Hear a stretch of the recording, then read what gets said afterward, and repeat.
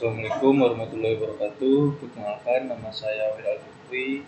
Pada kesempatan kali ini saya akan mencoba untuk mempresentasikan atau menjawab soal ujian akhir semester pada mata kuliah Data Warehouse, di mana di sini dibagi menjadi dua kelompok, yaitu adalah yang ber-NPM nomor genap mengenai soal genap, dan yang ber-NPM nomor ganjil akan menggunakan soal ganjil. Di sini saya mendapatkan NPM genap, yaitu saya mengerjakan soal nomor 2 dan nomor 4, yang beri penjelasan lengkap terkait tujuan audit sistem informasi, serta soal nomor 4 jelaskan langkah-langkah mengaudit sistem operasi Windows. Dan saya masuk ke jawaban saya, itu adalah beri penjelasan lengkap terkait tujuan audit dari sistem informasi.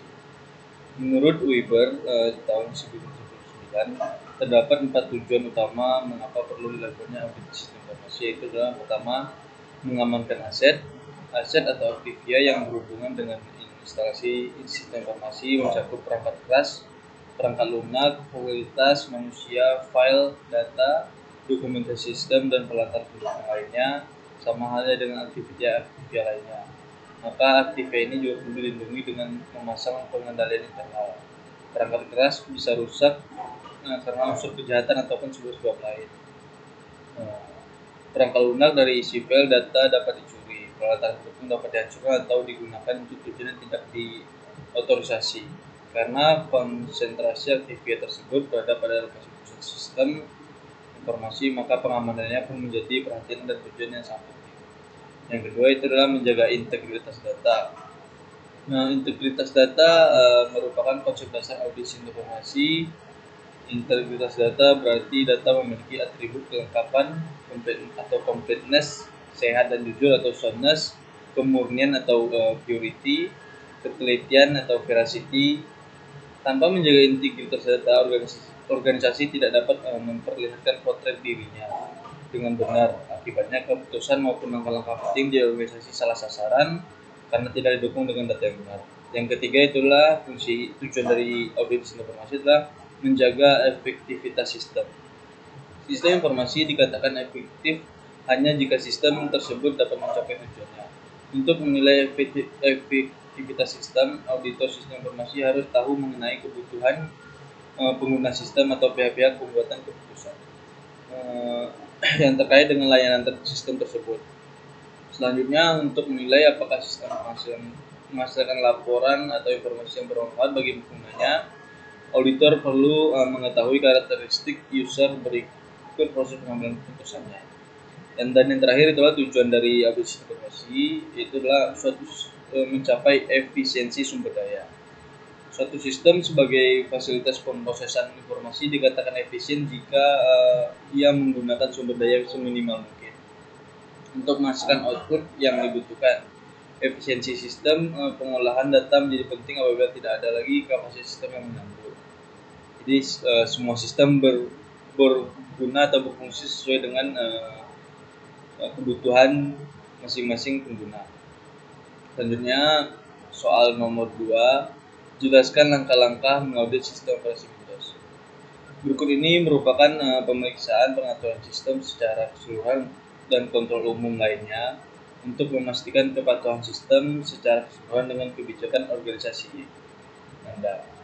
Ini sebagian besar umum kontrol tingkat tinggi, seperti memastikan bahwa sistem menjalankan program firewall dan antivirus yang disediakan perusahaan. Yang pertama itu adalah di sini terdapat ada 20 item yang perlu ditinjau. Yang pertama itulah daftarkan informasi sistem dan versi paket layanan dan bandingkan dengan persyaratan kebijakan. Yang kedua, tentukan apakah server menjalankan firewall yang disediakan perusahaan. Yang ketiga, tentukan apakah server menjalankan sediakan perusahaan program antivirus. Yang keempat, pastikan semua tambalan yang disetujui diinstal per server Anda kebijakan manajemen. Yang kelima, tentukan apakah server menjalankan yang disediakan perusahaan solusi manajemen tambahan. Yang keenam, tinjau dan verifikasi informasi startup. Yang ketujuh, tentukan layanan apa yang diaktifkan pada sistem. Yang kedelapan, pastikan hanya aplikasi yang setuju yang diinstal pada sistem sesuai kebijakan manajemen server. Yang ke-9, pastikan hanya tugas terjauh yang setuju yang berjalan. Yang ke-10, tinjau dan evaluasi prosedur untuk membuat akun pengguna dan memastikan bahwa akun dibuat hanya untuk bisnis yang sah dan perlu. Yang 11, pastikan semua pengguna dibuat di tingkat domain dan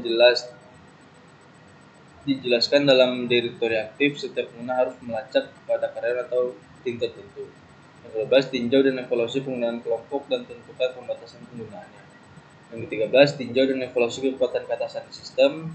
Yang ke-14, evaluasi penggunaan kontrol kata sandi server seperti penuaan kata sandi, panjang kompleksitas, riwayat, dan kebijakan pengujian.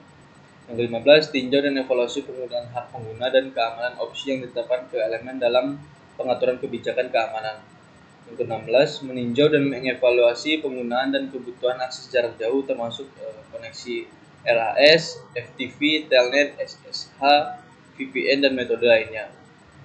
Yang ke-17, pastikan spanduk peringatan hukum ditampilkan saat menghubungkan ke sistem. Yang ke-18, cari dan evaluasi penggunaan share di host. 19, pastikan server telah mengaktifkan audit kebijakan organisasi. Yang ke-20, meninjau dan mengevaluasi prosedur administrator. Jika Anda mengaudit lingkungan besar berlawanan dengan satu sistem informasi, tentukan apakah ada standar membangun sistem baru dan apakah baseline tersebut memiliki pengaturan keamanan. Selanjutnya ini cara melakukan audit sederhana dari klien Windows. Tentukan apakah klien menjalankan firewall yang disediakan perusahaan. Kedua, tentukan apakah klien menjalankan program antivirus yang disediakan perusahaan. Yang ketiga, tentukan apakah klien menjalankan manajemen patch yang disediakan oleh perusahaan larutan. Yang keempat, tentukan apakah klien dilengkapi dengan layanan minimum yang direkomendasikan paket seperti hotfix dan perangkat lunak. Yang kelima, pastikan klien memiliki hal berikut sesuai dengan keamanan dasar Microsoft Penganalisis atau MBSE. Yang keenam, pindai sistem operasi menggunakan pemindai jaringan kelas komersial. Yang ketujuh, evaluasi kontrol keamanan fisik selama waktu. Baik, sekian jawaban UAS pada mata kuliah audit sistem informasi dari saya. Jika ada kekurangan dan kesalahan, mohon dimaafkan. Assalamualaikum warahmatullahi wabarakatuh.